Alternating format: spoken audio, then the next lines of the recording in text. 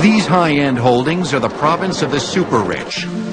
Priceless possessions that allow wealthy men to indulge their passions, harness their obsessions, and flex their mechanical muscles. Exclusivity, technological complexity, manly competition, and just plain fun have driven many kingly consumers to covet, create, and purchase these outrageous items. They come with million-dollar tech specs that aren't necessarily measured by cost, but by a state of mind. Male aspirations to own the biggest, the baddest, the best. I think over the centuries, men of wealth have surrounded themselves with all types of toys just to differentiate themselves from the masses. And basically, it just boils down to I do it because I can, and they want to show that power. But there's a lot of hard work, and there's a lot of thought, and there's a lot of ingenuity. There's a lot of art and craftsmanship that go into making these things. Many of these power playthings have involved transportation, allowing moguls to travel fast, in luxury, and with increased privacy. At the turn of the century, many wealthy American industrialists, such as John D. Rockefeller, Andrew Carnegie, Henry Ford, and Jay Gould, were renowned for their opulent personal railway cars, a forerunner of today's private corporate jet. Gould's rail car, the St. Louis, had ornate lighting fixtures, vaulted ceilings, and an elaborate carved wood decor. Today, there are about 80 private railway cars operating in the U.S. John Kirkwood owns 8, which he rents to well-heeled customers. For personal travel, he hooks up a car to the back of Amtrak and takes off. When you're on a train, there's a romance and a feel and just a texture of it that's just delightful. From the smells to the sounds to the way it rides, it's just, gets in your blood.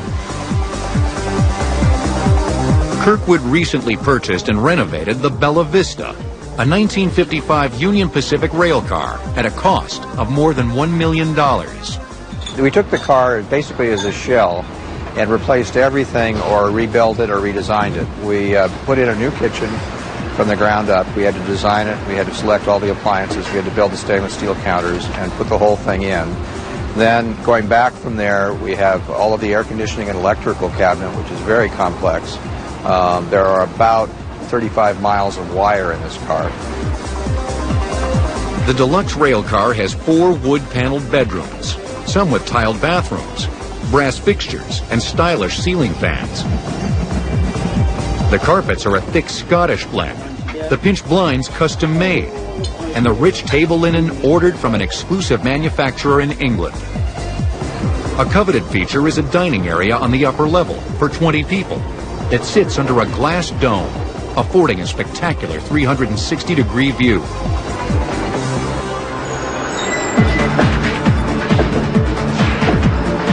We'll be leaving Los Angeles this evening, going out to San Bernardino, and then we'll climb up over to Home Pass. That'll be after dark. And they would not allow... Conversation is probably the biggest thing that people do on the train because they don't see each other the same way elsewhere. Railway cars may be relaxing and nostalgic, but if you're a man on the move with no time to spare, how about a private helicopter?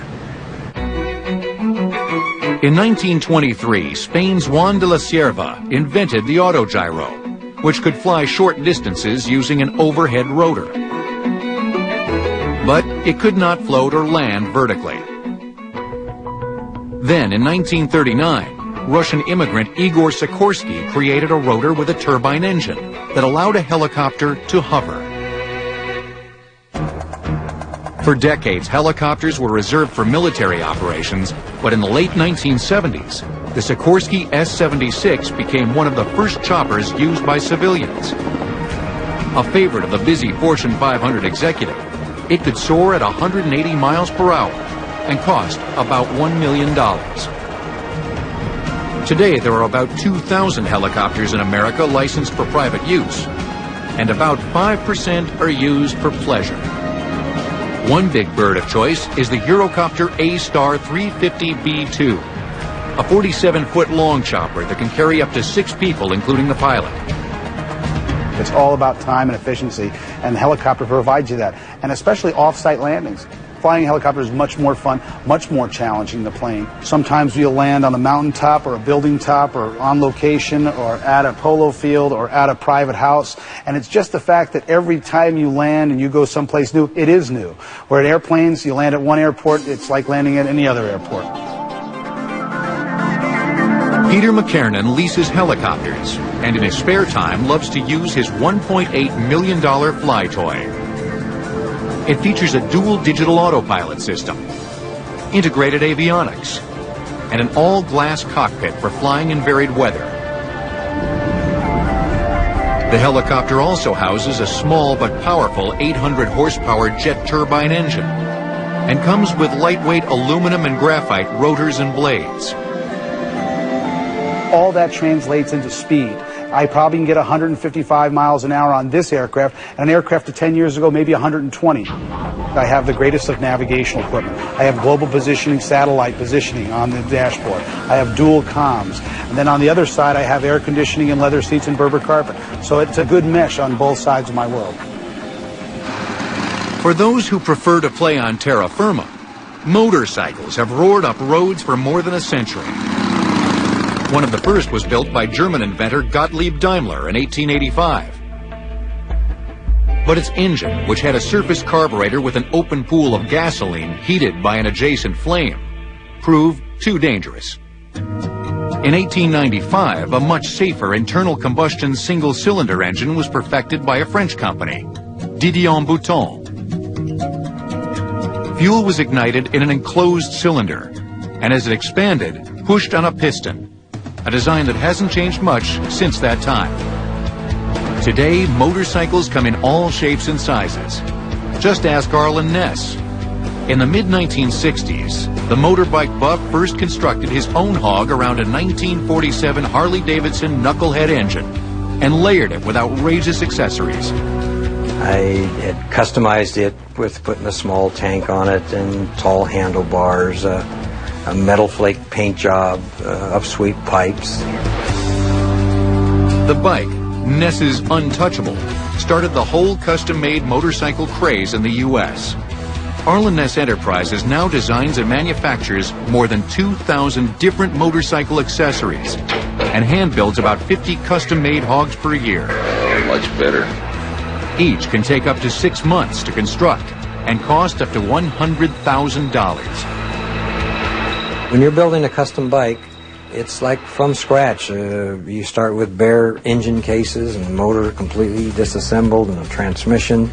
You're assembling and building and polishing and rubbing and welding on every little piece that goes on it. When I first started doing this, I just did it because I love tinkering and working with my hands. Yeah, so it'll center the spring so I can get winded. Started making a few custom parts, and they were getting accepted real well, and so we started making some more, and gosh, it turned into a real business beyond my wildest dreams. The Ness bikes are mobile art, flashy showcases for those who love riding on road heaven. Ness has his own mini museum above his shop, which houses some older bikes. And on street level displays such custom classics as the Corvacious, the Flame Chopper, the Stretch, the Fire Engine, and the Ferrari. I built that about the same time the Testarossas come out with the side scoops, and of course painted it Ferrari red. Built rear wheel was about the size of the tire on the back of a Ferrari. That particular bike has a real powerful motor with 2 superchargers, 4 Weber carburetors. Ness spends most of his time running his multi-million-dollar business in San Leandro, California, designing accessories, building and testing his motorcycles, and leading bike runs. But Ness's motorbikes seem routine when compared to the lavish luxuries of the past. Next, ancient barges, complex clocks, Fabergé's special eggs. No object was too costly for history's kings. Before today's humble extravagances, They were the pleasure-packed possessions of ancient royalty. Many kings and emperors spared no expense in collecting extravagant, ego-boosting objects to highlight the technological and military power of their fiefdoms and the personal omnipotence of their rule. In 37 AD, the Roman Emperor Caligula built large royal barges, complete with intricate tiled mosaics, massive flags and banners, and flowing fountains. The recreational boats were about 234 feet long by 70 feet wide. They had a radiant heating system that employed slaves using bellows to pump hot air from a furnace through terracotta tubes in the walls. Special dining areas were constructed that could accommodate hundreds of people. The corrupt Caligula, who once made his favorite horse a senator, was eventually murdered by his Praetorian Guard, and his barges sunk by his successor, Claudius. Other rulers preferred to use their treasured objects on the ground. In 1953, Britain's Queen Elizabeth II traveled to her coronation in the Gold State Coach, originally constructed for her ancestor, King George III, in 1762, who built it to outdo his royal rivals. The 4-ton gilded carriage is 12 feet high, 24 feet long, and is topped by 3 cherubs holding the crown and assorted regalia. The richly carved coach body is supported by braces covered in Moroccan leather and ornamented with gilt buckles. The carriage has been used for every British coronation since 1821. By the late 19th century, kings across Europe were still vying for the most spectacular collections of jewelry, antiques, and precious items to show off their pomp and circumstance. Traditionally in Russia, during Easter, people exchange Easter eggs, and they're a symbol of Christ and rebirth. In 1885, Carl Fabergé, the most famous court jeweler in history, began making a special series of annual Easter eggs for his patron, Tsar Alexander III of Russia. Inside each egg was a small surprise.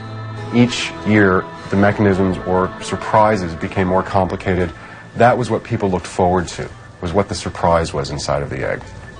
Some of the more unique surprises were what are called automatons. They're small mechanical objects that, when wound up, would move, walk, etc. When Nicholas II inherited the throne after his father's death in 1894, he expanded the tradition by ordering 2 eggs for each Easter. Every egg was impossibly intricate and took more than 18 months to create and build. In all, 50 imperial eggs were completed before the fall of the Tsar in 1917. Fabergé had the unique ability to bring together craftsmen from different disciplines and to have them work cohesively together to create these eggs. So they involve engravers, stone setters, stone cutters, enamelists, goldsmiths, silversmiths, etc., all working as one unit to create these works of art. One of the most spectacular was the winter egg, which consisted of 2 blocks of carved rock crystal, overlaid with platinum and diamonds, to give the appearance of frost. In 1994, it sold for $5.5 million at auction in the West. While the Tsar was losing his eggs, a New York banking tycoon, Henry Graves, and carmaker James Ward Packard were busy proving that time is money. The 2 business titans got into a friendly war over who could purchase the most elaborate and expensive pocket watch. Their yardstick was the number of complications. By complications, we mean functions other than just telling the hours and the minutes on a watch. A typical complication would be a day symbol, a date symbol, a function of start and stop. For several years, Packard led the competition by owning a 16-complication pocket watch. But in 1928, Graves went to Swiss watchmaker Patek Philippe and commissioned an unheard-of 24-complication watch as a way to best his horological rival. The watch design included interweaving intricate layers of more than 900 mechanical parts into a tiny space, synchronized to display exact time elements. The watch has 2 faces, one on the front and one on the back. On the front of the watch, you have your basic time functions. It has a dual stopwatch. It has the day and the date. It also has a minute repeater with a Westminster chime, which is quite unique. On the opposite side is sidereal time. The central portion of the watch is an enamel plaque that illustrates the night sky over New York City. It's a rotational map that charts the stars throughout the whole year. The 1 pound pocket watch took more than 5 years to design and build. After several years, Graves passed the watch on to his heirs. In December 1999, the Graves Super Complication pocket watch sold for $11 million at auction. That princely sum can buy 560 of these all-gold Rolex watches, which are only $20,000 apiece. Other power possessions that have soared in value are guns. San Francisco resident Greg Martin, a collector who is also a consultant to the auction house Butterfield's, owns one of the most valuable private firearm collections in the U.S. Arms in general, particularly guns, embrace all the elements of the decorative arts. You have engraving, you have jewel work, you have inlays of precious metals. So you have all the elements, not only of the decorative arts, but of mechanical genius combined. One of Greg Martin's favorite revolvers is a $1.5 million gold-inlaid Colt 1849 pocket model, etched by master engraver Gustav Jung. Only about 24 are known to be in existence. Gustav Jung used every area of space and intricately engraved this with beautiful floral design. No one would ever fire this gun because, like coins, the best condition commands the best price. And guns, surprisingly enough, that are not fired are the most coveted by collectors. Another of Martin's favorite guns is the Colt Dragoon. At 4.5 pounds, the largest handgun ever manufactured. Martin also collects other weapons, and one treasured marvel is the largest sword ever made in America. The fearsome blade was made by the Ames Manufacturing Company in Massachusetts in the 1830s for a very tall Kentuckian. My favorite sword belonged to a giant. He was named James Porter, the Kentucky Giant, and he was 7 feet 9. And Charles Dickens wrote about him in his American Travels in 1840s and referred to him as a lighthouse amongst lampposts. Well, I'm 6'1", and I cannot get the blade out just by pulling it out of the scabbard. That's as far as she goes. Next, for sheer luxury, nothing can compete with the most coveted possession in the 20th century. The automobile, the ultimate boy toy in a flourishing consumer society. If you're into cutting-edge engineering, rocket-like propulsion, and big-time ego flexing, the McLaren F1 sports car, manufactured by McLaren Cars in England, has it all. A 12-cylinder, 627 horsepower engine with 7,500 RPM that hits speeds of more than 230 miles per hour. A super lightweight carbon fiber chassis and body, which has several sections of honeycomb aluminum in the main bulkheads for enhanced strength, keep this tiny rocket car under 2,600 pounds. Scissor-shaped gull-wing doors add sleek styling, aerodynamic performance, and physical comfort. The car is basically handmade. It's using all of these space-age materials, these exotic materials. You've got a rolling piece of technology. It'd be like buying the latest jet fighter plane from the U.S. government.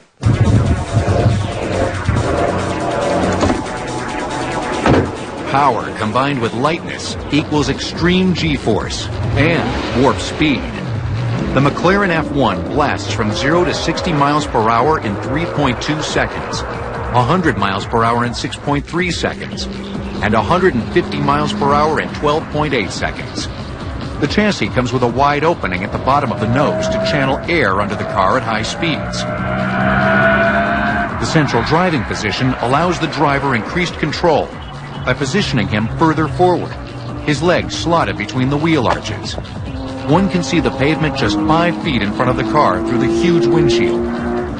You're able to really brake and accelerate and handle the car in such a way that you can really control it within inches of where you want to be when you want to be there. The McLaren F1 carries no spare tire. Each of the 17-inch Goodyears mounted on lightweight magnesium wheels are unidirectional and have different sizes front to rear, so no two are interchangeable.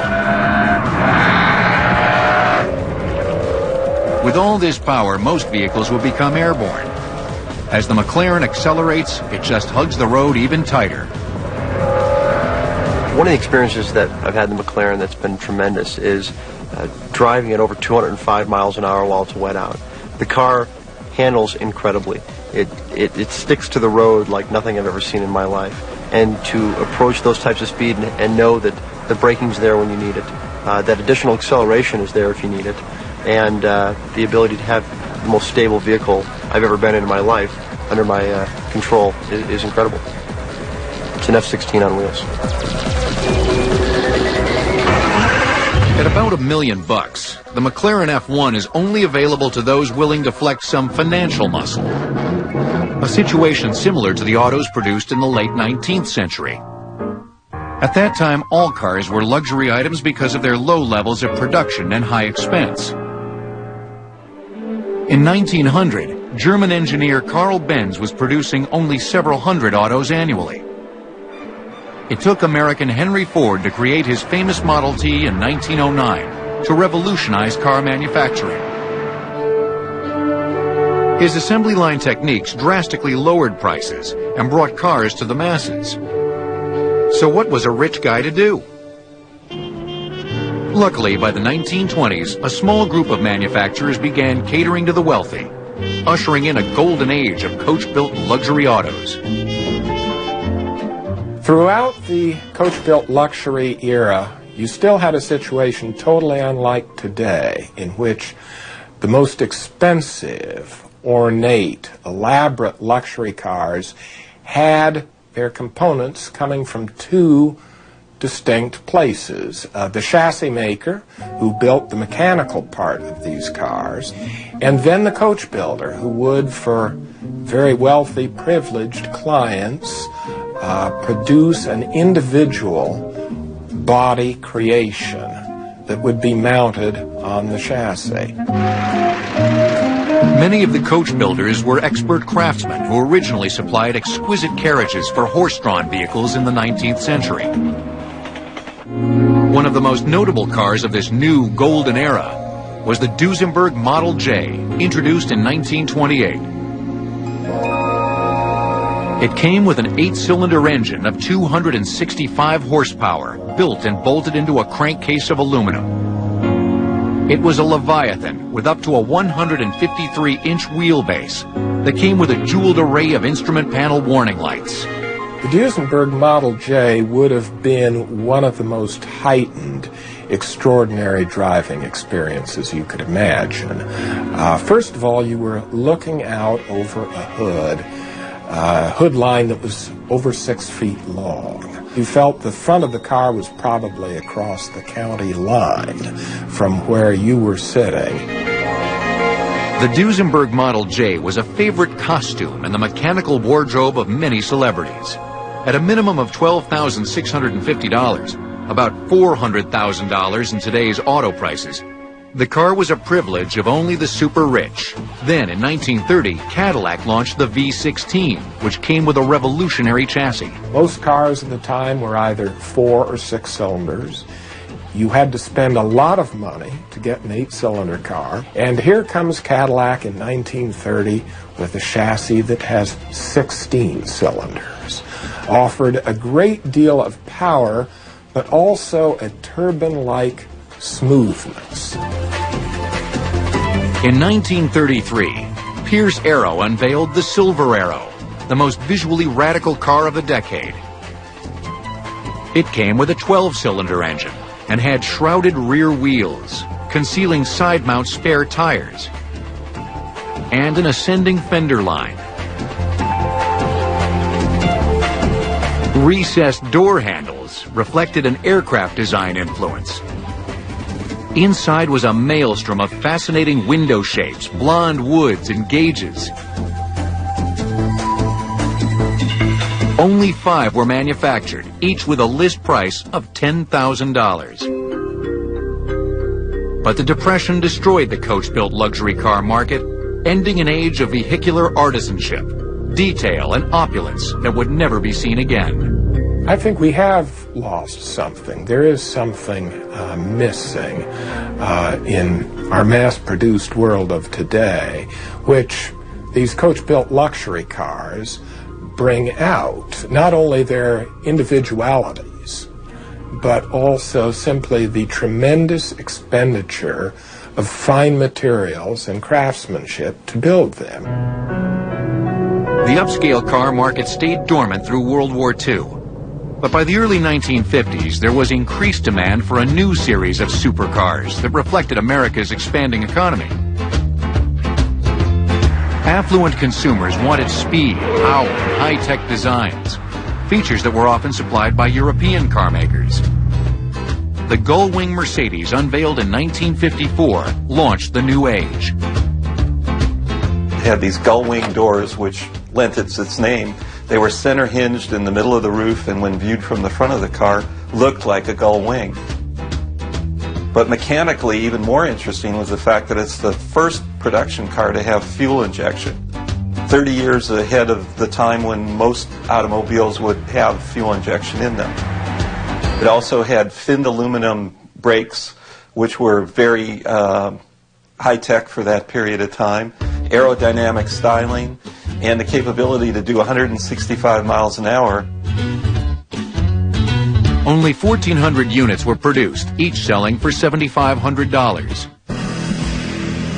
Then in 1965, former race car driver Carroll Shelby designed the Shelby Cobra 427, sticking a big V8 engine with 420 horsepower into a tiny British sports car. It was in this little aluminum, lightweight body with big bulging fenders and this tiny little cockpit. You sat inside this missile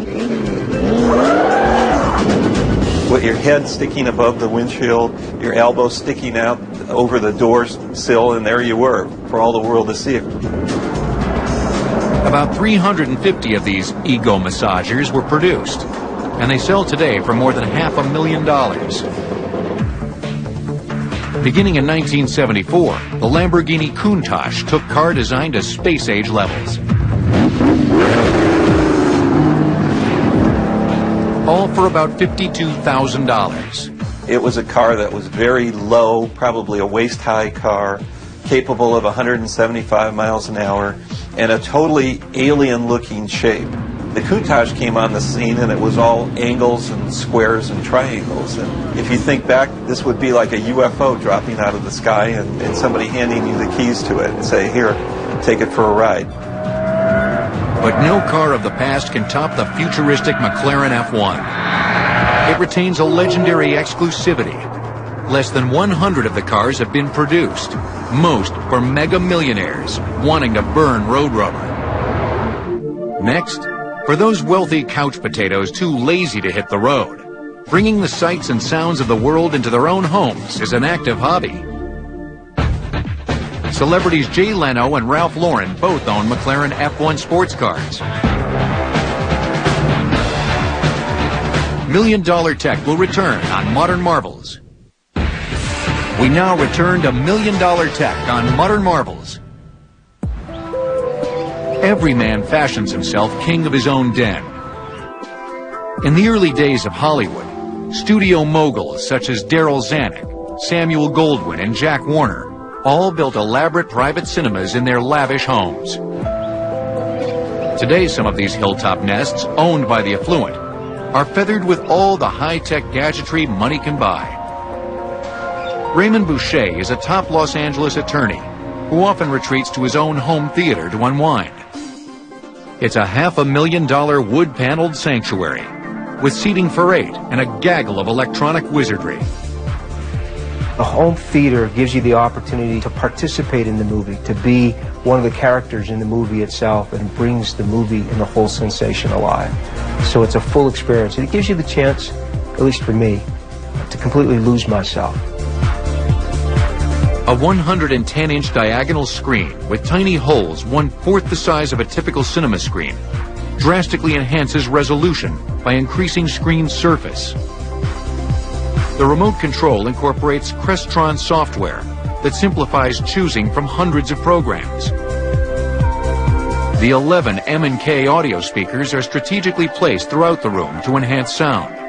You can turn up the seat speakers so that you are literally moving and shaking as the experience is going on. The sound system in this room is about 8,500 watts, which is 3 to 4 times the typical wattage in the largest theaters in the country.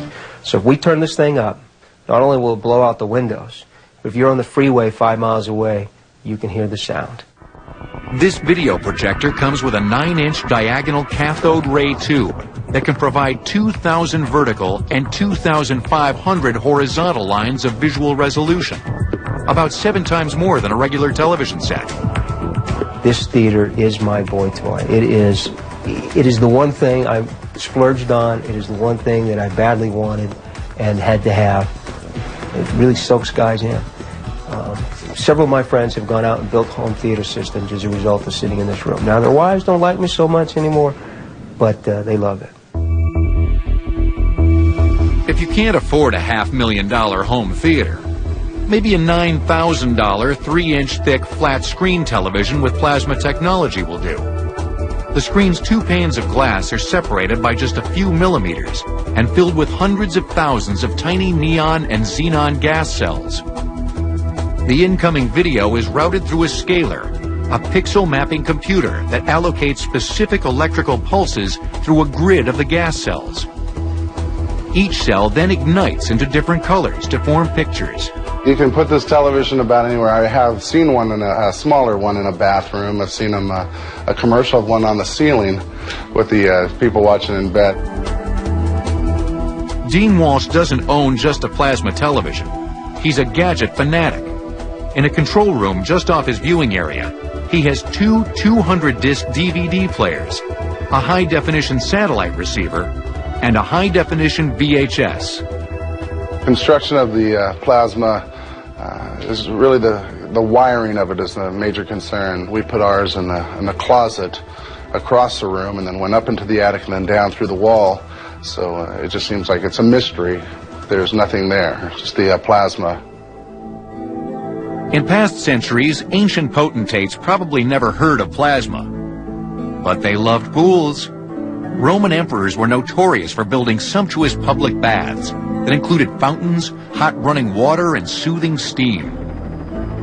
The luxurious legacy was perpetuated by media tycoon William Randolph Hearst in the 20th century, who loved extravagance, but preferred his pools private. Hearst Castle's Neptune pool is 104 feet long, 95 feet wide at the alcove, and holds 345,000 gallons of water. From 1924 to 1936, 3 swimming pools were built on the site, each successively larger. Today it comes with Greek statues, an oil-burning heating system, and Vermont marble. Nearby, Hearst constructed his Roman pool, a tiled indoor facility with intricate mosaics decorated with 8 statues of Roman gods, goddesses, and heroes. Today's home spas, while not as sumptuous, are undeniably luxurious with a focus on intimacy. Californian Jim Doyle's spa has waterfalls, a deep 1,100-gallon water hole, and fiber optic lighting.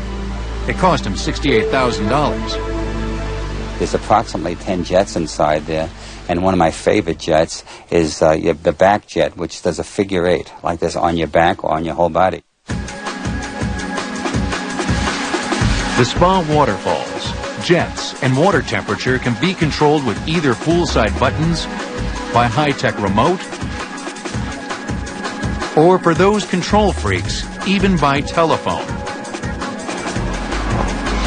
Under the house lie an array of pumps, wires, and hosing, which are connected to the spa and its 400,000 BTU heater. We have 4 pumps that operate different functions on the spa. One is simply for cleaning the spa, runs it through the filter system. One is for the waterfall, and that's a 2-speed pump. And 2 pumps for different styles of jets. Blending the concrete into the natural environment was also a challenge when building the spa. We're trying to make rock look millions of years old in a matter of weeks. We pump the concrete in, of course it's wet, and you have a fairly short time period. I have a crew that comes in with trowels, and these guys are actually sculptors. They hand sculpt the different rocks and the little crevices and the characteristics of the rock formation. The materials are typical of any swimming pool. It's just the technique that is different.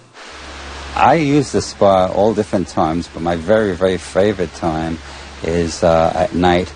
And if you see it with the fiber optic lighting shining onto the waterfalls, it'll change to about 6 or 7 different colors. It's totally magnificent. I don't think there's that many people that realize they can have a little piece of nature in their yard. I tell you, Brooklyn was never like this. But some of these high-tech home toys aren't made for relaxation. Next, for the restless male, costly contraptions such as gyms, backyard observatories, and rock climbing equipment keep them home, active, and out of trouble. For the manic male, the most coveted home toys are ones that stimulate, energize, and exercise. Home gyms have been pet projects of the Pumped Up for decades. The first one was built and marketed by Harold Zinken, a California fitness entrepreneur in the early 1950s, and was called the Universal Machine. It came with 4 stations to work the shoulders, arms, back, and legs, and cost about $3,000. Today's home workout is moving to a higher level. One favorite is the Rock, a computer-controlled home mountain climbing system with interlocking panels that can simulate 30 different rock climbing routes. The structure stands about 10 feet high, is made of steel and aluminum, and is covered with sand and resin knobs that replicate rock footholds. Users can also create their own routes. On my PC in my office, I can make up a route. Then we just design it, put it into the rock, and climb it. It's like a Stairmaster on steroids. You do your hands, your feet, and your mind.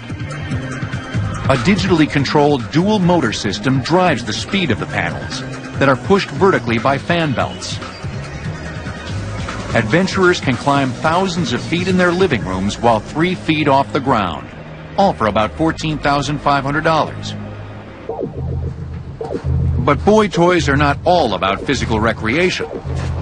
For those seeking a higher, more cerebral plane, look no further than New York orthodontist Ron Cole's 32-foot-high backyard observatory. Inside is one of the world's most powerful private telescopes, the CCT-20, an instrument with a 20-inch aperture. Price, $225,000. Well, a dome protects you from the elements. It protects your telescope. You can't collapse the telescope and take it inside every night. It's too large for that, too heavy. You want the environment in the dome exactly the same as the outside environment. You want the same ambient temperature. Otherwise, when you open the dome, if it's a difference in temperature, you have air movement, which makes your image jump around. The telescope is 4,400 times more powerful at gathering light than the human eye.